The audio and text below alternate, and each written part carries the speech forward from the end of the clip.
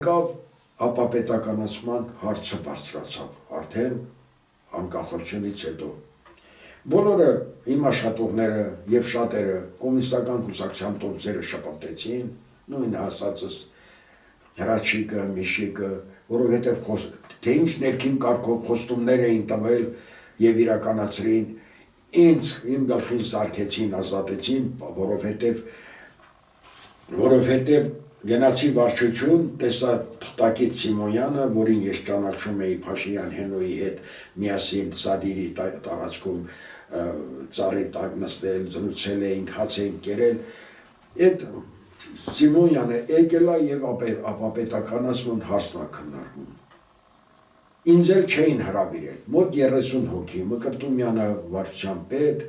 տեղակալներ, գլխավոր զորտեխնիկներ, անասնաբուժներ, մեղվաբույծներ, պայքարի գծով մասնագետներ, մեխանիզատորներ, մի հսկա գյուղ վարչություն, որը ծառայում էր գյուղատնտեսությանը, ծառայում էր ժողովրդին։ Մենակ ես ելույթ ունեցա, թեկուզ ինձ ձայն չտվին, բայց ասի, էս ուր եք տանում ես ժողովրդին։ Մի մարդը ոնց կարա եւ սարում լինի, եւ տաշտում լինի, եւ այգի մշակի, եւ վարորդություն անի, եւ տրակտոր քշի, եւ հազիվ ամենքը իրանց ուղղությունն ունեն, աշխատում են։ Եվ այլը, արդեն դա ընդհանուր ծրագիր էր, թվում ծրագիրներ, ապապետականացրին, իմ այդ խոսքերի համար էր իմ դեմ դուրս եկան, ոչ մի բան չկարացին, ապացուցել, որ ես զեղծարարություն եմ արել, նույնիսկ 5 լիտր բենզինը ուզեցին ակնարկեն, որ ես վարորդից վերցրել եմ գնացել բենզին բերելու, ասի լավ եք ասում, 5 լիտրը բենզինը կտամ, 500 լիտրը ես այրոպորտից իմ գրպանից առել բերել եմ, որ գործը չկանգնի։ Իհարկե ձեռնարկությունը հարստացրի, տեխնիկան ոտի կանգնացրի, դույարյանոթներ կար նույնիսկ Ղազախից, Երևանի զովեց, Սնաբից, բերեցի, ապահովեցի, Են դույարյանոթներ կա, որ 30 կիլոգրամանոցը խտած բանը սերմը մեջին, ազոտը մեջին, աշխատողները գնում էին կովերի սերմնավորման, գնացի հենց առաջի աշխատավարձից 100 ռուբլի տվից 4 հատ դույարյանոթ 5 լիտրանոց եւ այլ, դե այն ժամանակ էլի արդեն սովետական կարգերը բավականին լճացել էր եւ կաշառքներ էր անցնում մոտեցումներ, բայց ես աշխատողներ եմ ընդունել, այսօր բոլորն էլ մեծ իմաստով կենդանի են, վարորդները, աշխատողները, ոչ մեկը չի կարող կանգնել իմ դեմ, ասել ես քեզ կես լիտր օղի եմ տվել, որ ինձ գործի նշանակեց, էլ չեմ ասում փողի մասին։ Մի խոսքով եկավ անկախությունը, ինչ անեմ, ինչով զբաղվեմ, պետք է մի հատ խորհուրդ ունեի, արդեն հերիք էր, կարողացանք շատացնել անասունը, սարուն տուն սարքեցի, 3 կթուկով ունեինք, ես եւ քույրս միասին, ընդհանուր 12 խոշոր ունեինք, մեր մոտ էինք պահում, հետևապես, քանի որ ապապետականացման ժամանակ մեզ ոչինչ չտվին, ոչ իմ հայրիկին, ոչ էլ ինձ առանձին ընտանիք էի, ոչ հող, ոչ տեխնիկա, ոչ մի բան, բացարձակապես շատ կներ են բերցիները, որ իրենց մտավորականներից 1-2 ասում էին, բերդը բերցիներին, իրանք գալմ են թող գնան։ Ես բերդի ծնունդ եմ, բերդում էլ ապրել եմ, բերդում էլ ապրելու եմ, մինչև կյանքիս վերջը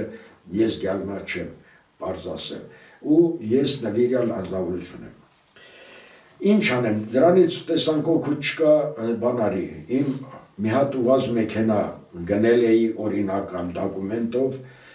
գնել էի այդ ուղղածը բերեցի դարձրի միկրոավտոբուս, եղբայրս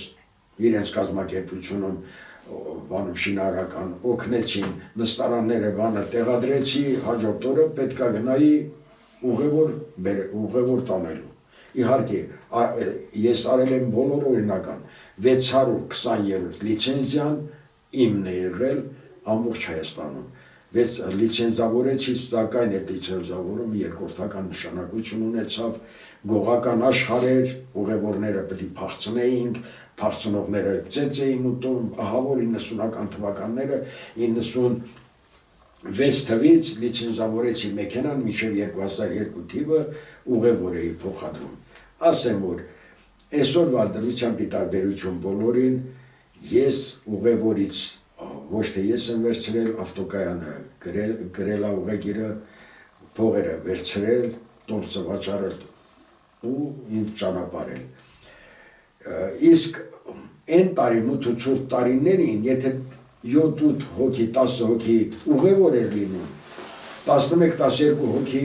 վեշ էին ուղարկում իրենց ուսանողների։ Եվ ոչ մեկից ոչ մի ռուբլի չեմ վերցրել այդ վեշերի համար։ Այսօր ես հպարտանում եմ, որ այո, մարդկանցից փող չեմ բացրել։ Իսկ առաջի անգամ, որ նստեցի Երևանում, եղբայրս եկավ, իրեն վաղորդ եկավ, որ ինձ պետք է ճանապարհեին, հենց մի քանի հոգի նստեցին, եկան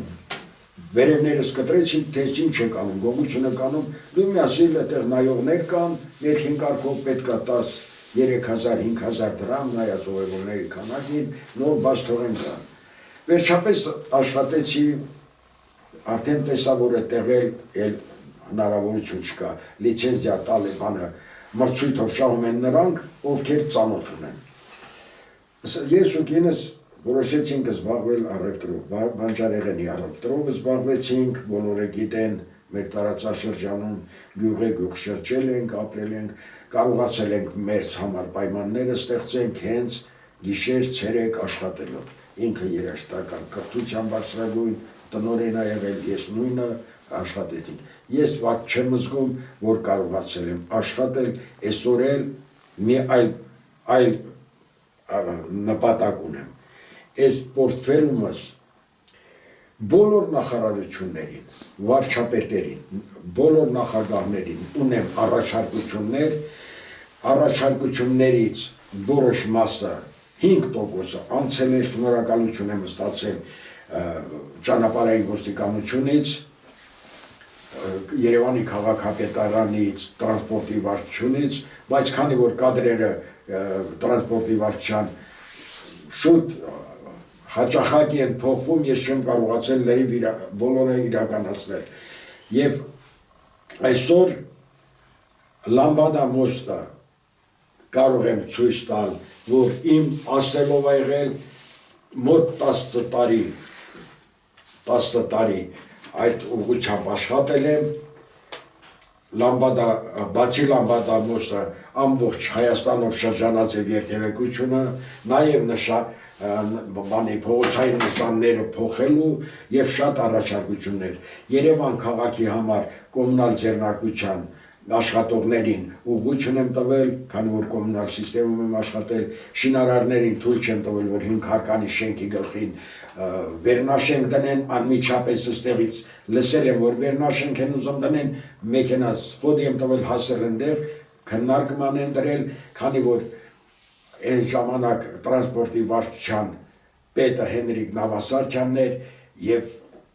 Տարոն Մարգարյանի կողմից հանձնարարվել էր, որ ինձ անխոչնդոտ ընդունեն, լսեն ինձ, ու ես շնորհակալ եմ եւ Տարոն Մարգարյանից, եւ Հենրիկ Նավասարդյանից, եւ ճանապարհային ոստիկանության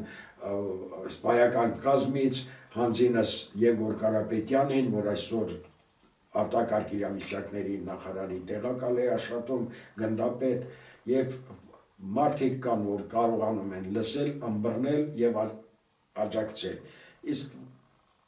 որից հետո ես ինչ ասեմ, որ Սևանա լճի վերաբերյալ, քանի որ ես հիդրոինժեներ եմ, 10 տարեկանում լիճը տեսել եմ, 17 տարեկանում հանգստացել եմ Սևանա կղզում հատուկ հանգստյան տուներ կազմակերպված սովետական կարգերի ժամանակ եւ տեխնիկում էր սովորում, 29 տարեկանում հիդրոինժեներ վերապատրաստման կուրսերում եմ եղել, հեսա վկայական